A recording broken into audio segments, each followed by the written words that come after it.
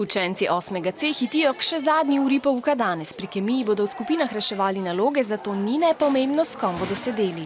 Najraje sedim s svojo najboljšo prijateljico Tino, pa ne sedim vedno z njo, ker klepetamo in nas učitelji razsedejo. Z najboljšim prijateljem Martinom, ker je pameten in tudi zelo dobro se ujameva pri pouku in mogoče so zaradi tega tudi ocene boljše, ker si pomagava. Učitelji imajo različne sedežne rede, a dokler pri pouku ni težav, lahko učenci sedijo, kakor sami želijo. Ko je nemir prehud, pa učitelji nas posedejo fant-punca. Ker potem punce nočejo kaj tako s fanti ali pa fantje nočejo s puncami klepetati in je pol bolj mer.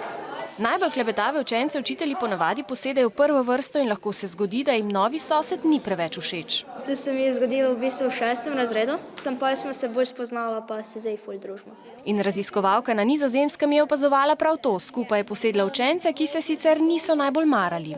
Het is wel een groot thema, zeg maar zo, oh nee, ik zit naast hem, oh nee, en zo. Dat is wel grappig. Als ik jou heel aardig vind, dan ga ik dichter bij jou staan, maar vind ik jou wat minder aardig, dan blijf ik wat verder van je weg. En ik weet ook dat wanneer je mensen die elkaar niet zo aardig vinden, dichter bij elkaar zet, dat je elkaar aardig gaat vinden. In res, po 10 tednih so spremenili mnenje drug o drugem. Je moet ook kennis leren maken met andere kinderen in je klas. Eigenlijk, je kan niet met je vrienden kletsen of zo. Dus je gaat eigenlijk met diegene die naast je zit. Zaradi novega sedežnega reda zdaj vsi sošolci še niso postali najboljši prijatelji, a raziskovalka pravi, da je vzdušje v razredu zagotovo boljše.